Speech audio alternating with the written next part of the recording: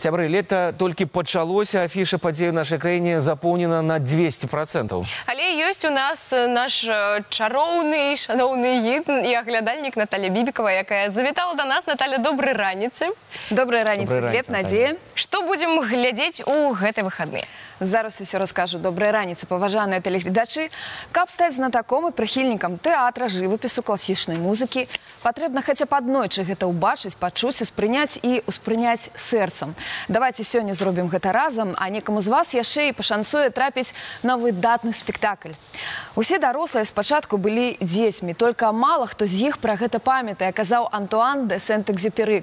Выдатны беларускі артыст і тэлевядучы Александр Жданович, любімыя дзецьмі, а не менш чым дарослымі, вырашыў нагадаць малышам і іх бацькам, як шмат у жыцці чалавека значыць дзяцінства. Чыстыя, шчырыя, непасрэдныя ці даўно мы самі былі такімі. Нашы дзеці яшчэ ўмеюць бачыць слана ўнутры намаляванага ўдава, смяяцца галасамі тысячы званочкаў, задаваць пытанні да таго часу, пакуль не атрымаюць адказ. Да тых, хто адкрыты і светлы, і да тых, хто яшчэ памятае сябе такімі словамі лётчыка Сент-Экзюпері, яго маленькага прынца, звяртаецца Александр Жданович з малой сцэны беларускай дзяржаўнай філармоніі разам з музычным ансамблем «Класік Авангард» пад чароўную музыку Яўгена Глебова.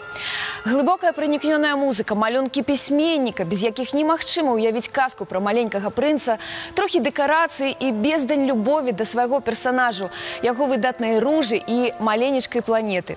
Бездань любові да гледача, які з першых хвілін далучаецца да дзеяння. Раю трапіць на гэты незвычайны спектакль усім дзеткам ад 7 гадоў і безумоўна іх бацькам. Нагадаю, паказ адбудзецца 15 чэрвеня, а той, хто зараз першы да нас датэлефануецца, атрымае квіткі на маленькага прынца ў падарунак.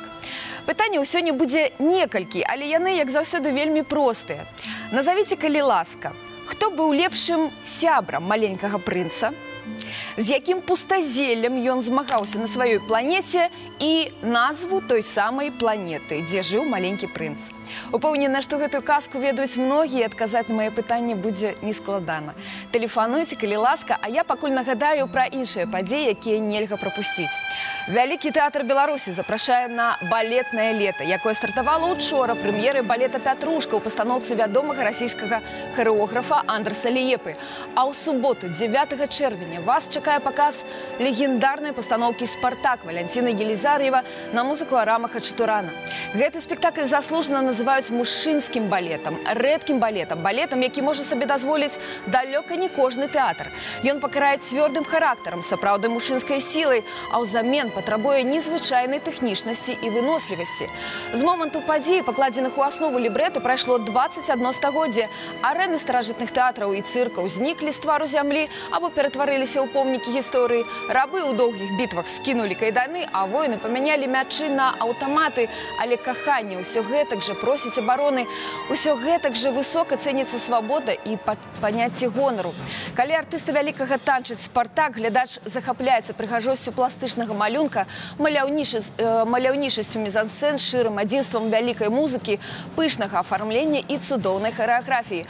А праз усё гэта чалавекам у яго лепшай праяве. І яшчэ адзін анонс.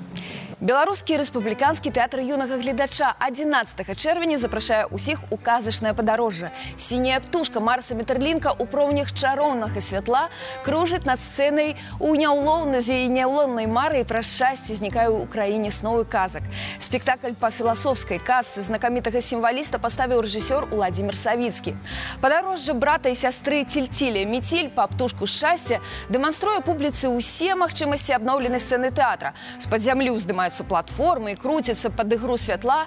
Дзіўныя спецэфекты робяць казку па-сапраўднаму чароўнай і займальнай. Гледачам застаецца толькі рухацца за фантазіяй мастакоў, разам з героем пранікаючы ў душы рэчаў. І хвалюючы, трошкі трывожна і напоўнена надзеямі і марамі.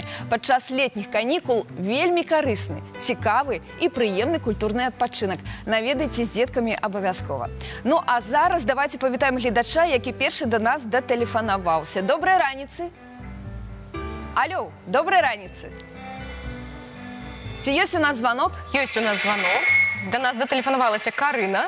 Карына, добрай раніцы. Здравствуйте. Карыночка, вельмі радая вас вітаць. Колькі вам гадоў? Здравствуйте. Здравствуйте.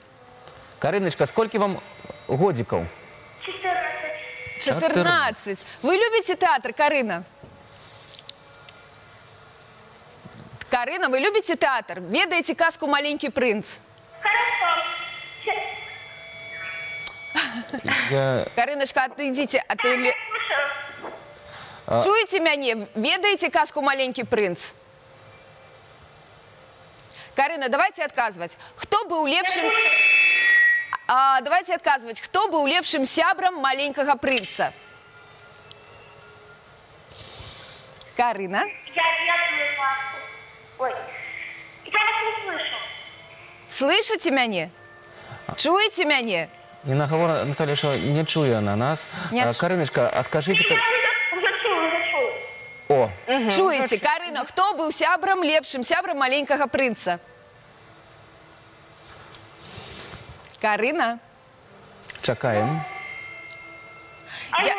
Алло, Карина. Я так разумею, калі вы датэлефанаваліся і наш рэдактар даў вас нам у эфір, вы ведаеце адказы. Я нагадаю гэта гледачам. Лепшым сябрам маленькага прынца быў ліс.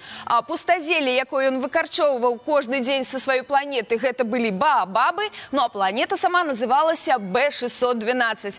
Я упэўнена, што Карына ўсё гэта ведала. Карына, вы ідзеце 15 чэрвеня, так, у філармонію на спектакль Александра Ждановича «Маленький принц». Я вас віншую усім гледачам. Жадаю заўсёды адпачываць культурна. Вялікі дзякуй, Наталі.